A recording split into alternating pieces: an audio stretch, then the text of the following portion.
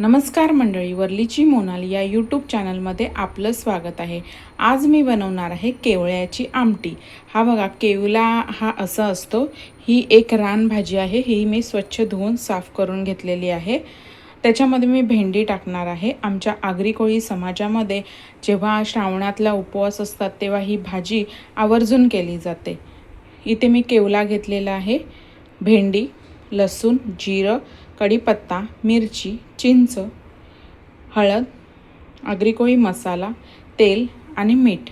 आता आपण कृतीला सुरुवात करूया। आता सर्वप्रथम आहे ना, केवल्याची आमटी करायला केवला इथे मी स्वच्छ धुवून घेतलेला आहे। हा आता मिक्सरला बारीक वाटून घेणार आहे। तर इथे केवला आपल्याला मिक्सरच्या भांड्यात बारीक वाटून घ्यायचा आहे।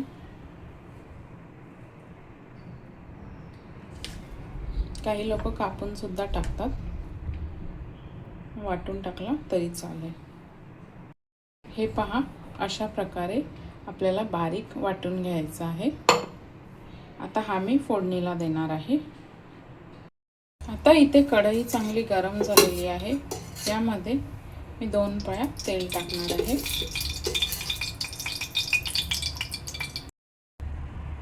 आता इथे तेल चांगलं गरम झाले आहे। यामध्ये मी टाकणार आहे लसूण, कढीपत्ता, जिरं आणि मिरची। चांगली तेलावर परतून घ्यायची आहे।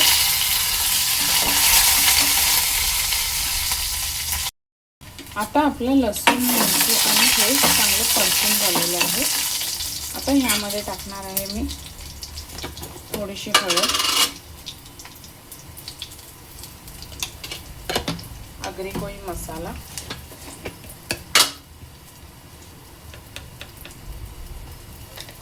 चांगला तेलावर 2 मिनिटं परतून घ्यायचं आहे।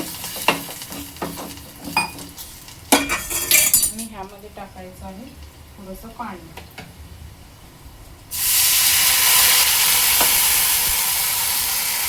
दोन मिनिटांनंतर आपल्या फोडणीला चांगला उकाळा आलेला आहे। आता ह्यामध्ये मी आपला केवला टाकणार आहे, वाटलेला, आणि मिक्स करून घ्यायचं आहे।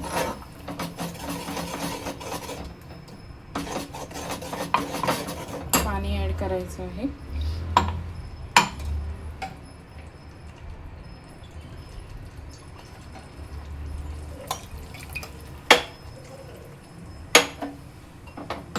आपली केवल्याची आमटी 1 ते 2 मिनिटं चांगली उकळवून घ्यायची आहे।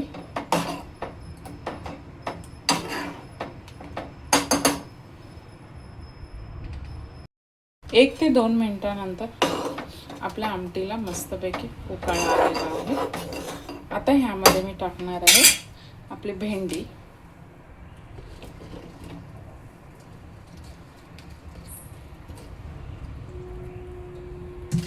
आणि आपलं आंबट चांगलं उकळवून घ्यायचं आहे 10 ते 15 मिनिटं भेंडी शिजेपर्यंत।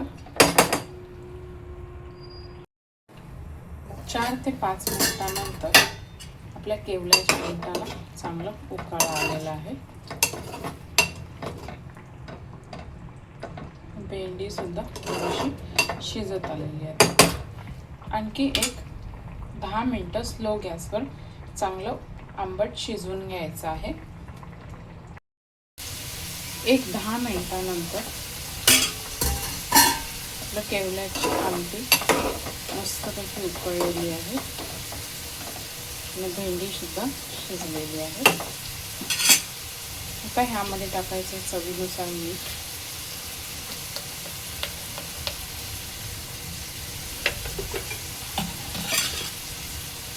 मिक्स करून घ्यायचं आहे। आणि इथे टाकायचं आता चिंचेचं पाणी।